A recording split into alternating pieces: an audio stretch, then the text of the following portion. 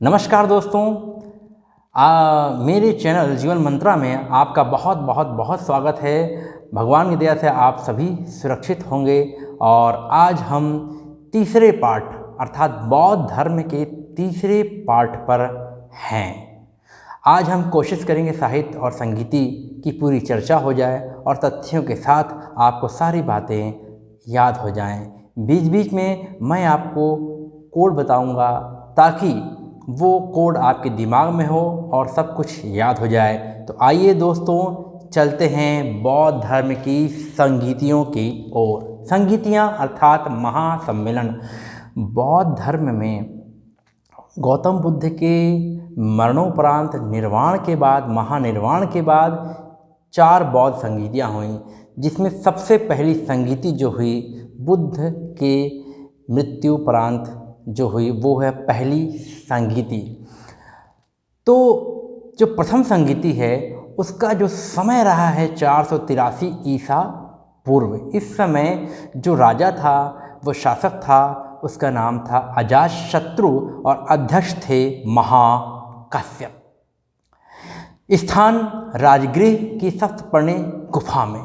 बुद्ध की मृत्यु के तुरंत बाद यह 483 ईसा पूर्व में रखी गई और इसमें बुद्ध के प्रिय शिष्य आनंद और उपाली भी शामिल थे। वेरी इंपॉर्टेंट है। बुद्ध की शिक्षाओं का इसमें संकलन किया गया। सूत्र और विनय पिटक, सूत्र और विनय पिटक को अलग अलग बांट करके उसे संकलित किया गया। दूसरी बौद्ध संगीति अर्थात दूसरा महासम्मेलन जो कि 383 ईसा पूर्व में हुआ। इस समय शासक था कालाशोक या काकवर्ण। अध्यक्ष थे सबकामी या सबकमीर, ऐसा कुछ नाम मिलता है। सबकामी इस महासम्मेलन या महासंगीति के अध्यक्ष थे। स्थान वैशाली का बालुकाराम विहार। बुद्ध की मृत्यु अर्थात बुद्ध के महापरिनिर्वाण के 100 वर्ष बाद ये दूसरी महासंगीति हुई। इस समय कुछ विवाद या मतभेद उभर कर सामने आए, जैसे दोपहर के बाद विश्राम करना, ताड़ी पीना और छाछ वगैरह पीने को लेकर या सोने चांदी के दान दक्षिणा को लेकर भारी विवाद हुआ। और जो लोग परिवर्तन के पक्ष में थे उनका नेतृत्व कर रहे थे महाकश्यप। इस समय जो महाकश्यप थे उनके नेतृत्व में जो परिवर्तन चाहते थे उनको कहा गया सर्वास्तिवादी या महासंघिक। सर्वास्तिवादी या महासंघिक या वज्जीपुत्र या पूर्वी भिक्षु। दोस्तों, जो परिवर्तन के विरोधी थे या परिवर्तन को जो बनाए रखना चाहते थे उन्हें कहा गया थेरावादी या स्थविर या पश्चिमी भिक्षु।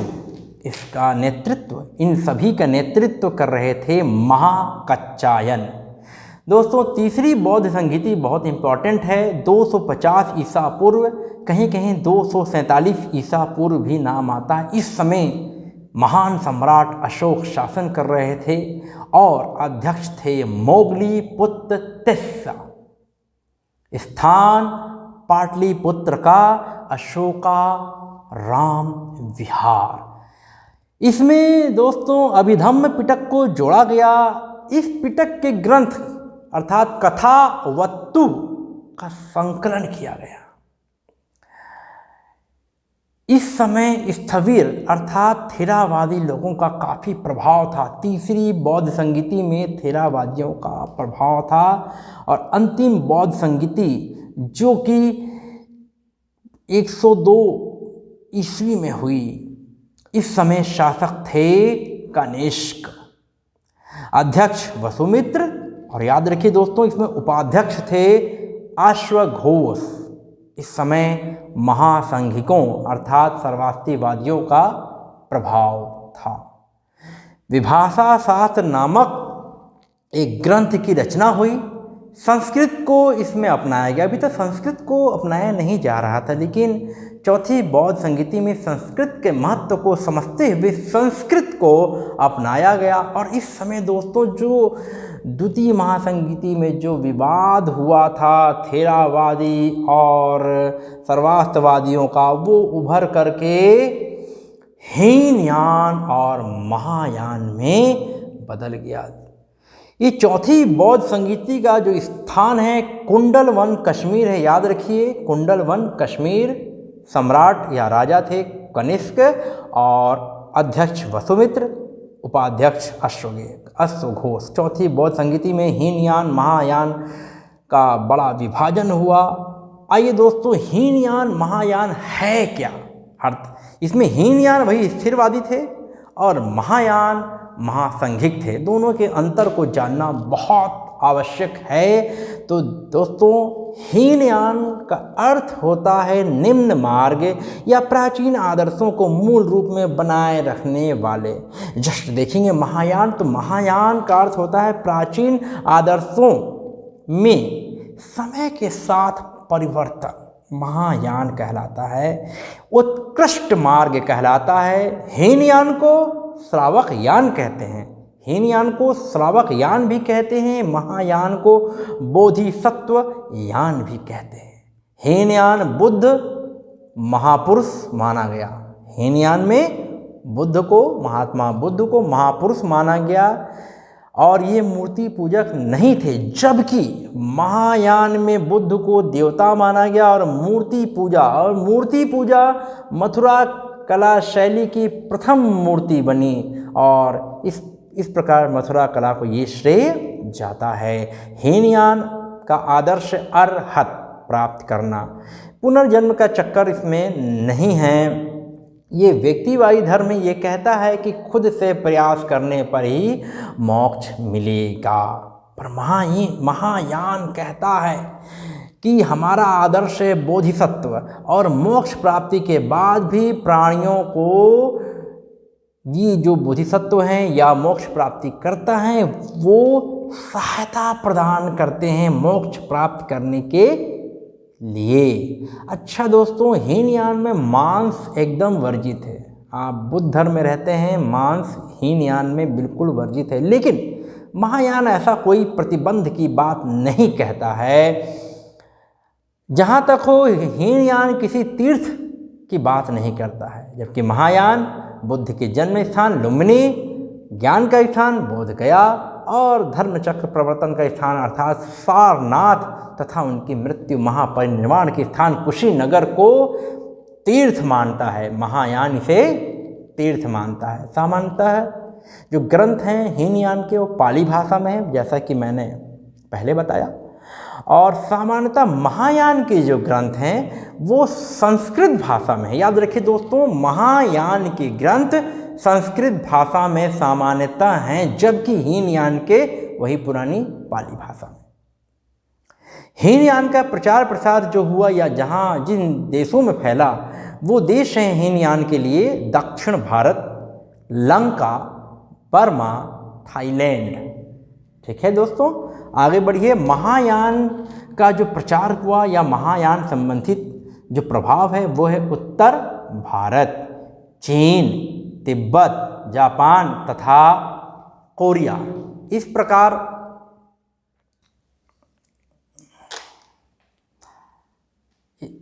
प्रकार दोस्तों, महायान के आदर्श जैसा कि बताया बोधिसत्व है जो निर्वाण प्राप्त कर चुके हैं। इन्हीं बोधिसत्वों में नाम आता है अवलोकितेश्वर। एक नाम आता है मंजूश्री, वज्रपाणि, क्षितिग्रह, अमिताभ और मैत्रेय। अब महायान के संप्रदाय भी देख लेते हैं। महायान के भी अपने आप में संप्रदाय बटे, जिसमें दो शाखा बोला गया है। पहला है माध्यमिकावाद। माध्यमिकावाद में दोस्तों, माध्यमिकावाद को ही शून्यवाद कहा गया है और माध्यमिकावाद को शून्यवाद कहा गया, इसके प्रवर्तक हैं नागार्जुन। इसे सापेक्षवाद भी कहा गया है और कई ग्रंथ लिखे हैं नागार्जुन ने, जैसे माध्यमिक कारिका, बहुत प्रसिद्ध ग्रंथ है दोस्तों माध्यमिक कारिका। शून्य सप्तति और विग्रह व्युत्पत्ति, आगे चलते हैं दोस्तों। सापेक्षवाद इसे हम कहते हैं और इसका मतलब ये होता है कि प्रत्येक वस्तु किसी न किसी कारण से उत्पन्न हुई है, यही सापेक्षवाद है, बहुत ही इम्पोर्टेंट है। इस मत के अन्य विद्वान हैं आर्यदेव और चंद्रकीर्ति, शांतिदेव और शांति रक्षित। तो ये प्रकार से सापेक्षवाद या माध्यमिकवाद ये पूरा हुआ। दूसरा जो महायान का शाखा है वो है विज्ञानवाद और योगाचार। इस मत की स्थापना 3री सदी में मैत्रेयनाथ ने की थी। असंग व वसुबंधु ने इसको आगे बढ़ाया अर्थात प्रचारित किया। असंग के जो छोटे भाई थे वसुमित्र, उन्होंने इस पर विज्ञप्ति मात्रता नामक ग्रंथ लिखा। वज्रयान, बुद्ध के जाने के बाद कई और भी इसमें बदलाव हुआ। बुद्ध की अनेक पत्नियों की कल्पना करके वज्रयान नामक शाखा आई और कालचक्रयान आया, और कालचक्रयान में भी मंजूश्री प्रवर्तक थे इनके। इसमें मानव शरीर को ब्रह्मांड कहा गया है। फिर सहजयान आया, सहजयान में वज्रयान और कालचक्रयान को उसका विरोध किया गया है। तो मैं यहाँ ये बता रहा था दोस्तों कि महायान में केवल 2 है, एक माध्यमिका और दूसरा है विज्ञानवाद, ये दोनों बटे। और बाद में वज्रयान और कालचक्रयान और सहजयान आया। अब थोड़ा सा अंतर अपन ये भी कर लेते हैं कि हीनयान जो है, उस हीनयान जो संप्रदाय है उसके जो हिस्से हैं या 2 भाग जो बटे हैं वो वैभाषिक और सौत्रांतिक है। वैभाषिक विभाषा शास्त्र पर भरोसा करते हैं, इसकी उत्पत्ति कश्मीर से हुई है, और सौत्रांतिक सूत पिटक पर आधारित है, इसलिए इन्हें सौत्रांतिक कहा जाता है। बौद्ध साहित्य की अब बात करते हैं दोस्तों, हम बौद्ध साहित्य में आगे बढ़ रहे हैं। बौद्ध साहित्य को त्रिपिटक कहा गया है, इसी में सभी का संकलन है। पाली भाषा में इनको लिखा गया है। सूत्र पिटक, विनय पिटक, अभिधम्म पिटक। सूत्र पिटक में धर्म संबंधी उपदेश है। तो सूत्र पिटक को 2 भागों में बांटा गया है, दीर्घ निकाय और मध्यम निकाय। अन्य निकाय में भी बांटा गया है, लेकिन जो 2 निकाय हैं, दीर्घ निकाय, मध्यम निकाय, इसमें ये बोला गया दीर्घ निकाय मतलब लंबा उपदेश और मध्यम निकाय मतलब छोटा उपदेश। अन्य इसी के भाग या निकाय हैं जिसमें संयुक्त निकाय है, जिसमें घोषणाओं की, बुद्ध की घोषणाओं का संयुक्त रूप से संक्षिप्त विवरण है। संयुक्त निकाय में संक्षिप्त विवरण है किसकी? बुद्ध की घोषणाओं का। इसका अंगुत्तर निकाय आपने सुना होगा। अंगुत्तर निकाय में आपको याद रखना है कि 2000 से अधिक संक्षिप्त कथन संग्रह है। इसके बाद खुद्दक निकाय। खुद्दक निकाय जो है, खुद्दक निकाय में कई ग्रंथ समाहित हैं, जैसे खुद्दक पाठ, धम्मपद, उदान, विमानवत्थु, पत्तवत्थु, थेरी गाथा, जातक आदि सभी खुद्दक निकाय में हैं।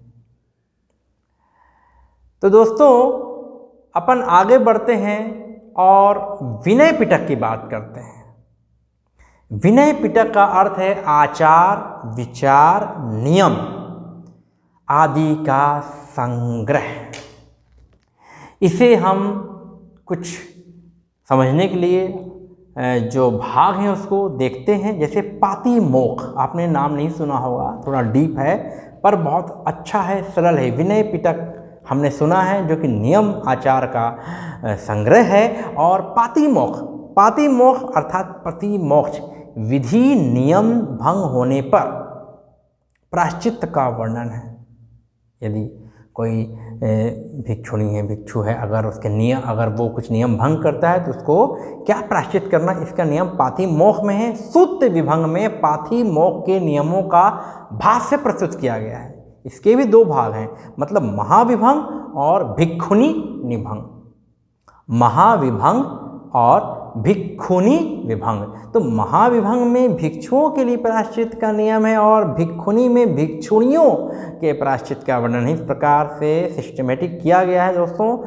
फिर खंदक, विनय पिटक को और आगे चलेंगे तो खंदक कहा गया, इसमें संघीय जीवन संबंधी नियम है। और इसके बाद आता है परिवार।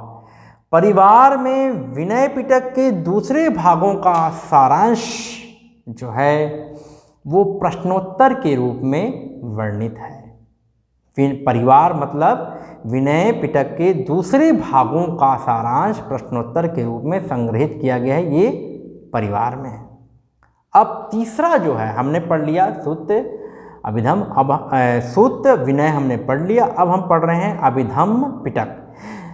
अभिधम में मतलब ये है कि दार्शनिक सिद्धांतों का वर्णन इसमें भी प्रश्नोत्तर के रूप में रखा गया है। प्रश्नोत्तर में बहुत ही सरल होता है कि ये प्रश्न तो इसका ये उत्तर, ये प्रश्न तो इसका ये उत्तर। इस प्रकार से बौद्ध धर्म में काफ़ी कुछ सरलता से बताया गया है ताकि सामान्य मानव जीवन में रहने वाले लोगों को इसका पालन करते बने। तो अभिधम्म पिटक में दार्शनिक सिद्धांतों का वर्णन किया गया। इसमें अभिधम्म पिटक में भी 7 ग्रंथ हैं, याद रखिए। धम्म संगणी, विभंग, धातु, कथा, युगल, पंचती, कथावत्तु, यमक और पट्ठान। आप दोबारा सुन लीजिएगा, आपको बन जाएगा। और इसमें कथावत्तु को तीसरी संगीति में मोगलीपुत्तिस ने खुद रचना किया है। कथावत्तु को मोगलीपुत्तिस ने खुद रचना किया है। बौद्ध धर्म के अन्य प्रमुख ग्रंथों में मित्रों जातक कथाएं, जो कि 549 बुद्ध के जन्मों को प्रदर्शित करती है। अष्ट कथाएं, फिर अष्ट कथाएं हैं जो त्रिपिटकों के संबंधित हैं। दीपवंश महावंश में सिंहली अर्थात श्रीलंका के इतिहास का वर्णन है। मिलिंदपन्ह, आपने नाम सुना हो, मिलिंदपन्हो, यूनानी राजा मिलिंद और नागसेन अर्थात बौद्ध भिक्षु नागसेन के संवाद का जिक्र आता है। संस्कृत में कई ग्रंथ हैं दोस्तों, जैसे बुद्ध चरित अश्वघोष ने लिखा। सौदरानंद, बुद्ध के चचेरे भाई सौदरानंद के बौद्ध मत में दीक्षित होने का वर्णन है सौदरानंद में, इसे भी अश्वघोष ने लिखा। सारिपुत्र प्रकरण, इस नाटक को भी अश्वघोष ने लिखा। इसके बाद वज्र सूची, इस ग्रंथ को भी अश्वघोष ने लिखा। महावस्तु एक ग्रंथ है जो बुद्ध की जीवनी पर अटेंट है। कभी भी प्रश्न आएगा ललित विस्तार के आधार पर, कौन सा ग्रंथ? The light of Asia. Saddharma Pundarika संवाद श्रृंखला पर आधारित है। अष्ट सहस्रिक, प्रज्ञा पारमिता, ये सब बहुत सारे ग्रंथ हैं। तो दोस्तों अपन को इस प्रकार से आगे बढ़ना है, सारी चीज़ों को याद रखना है और बुद्ध धर्म से संबंधित सारी बातों को एक बार पुस्तक खोल के देखना है और मेरी वीडियो को याद से देखना है। तो फिर मिलते हैं अगले वीडियो के लिए, तब तक के लिए नमस्कार।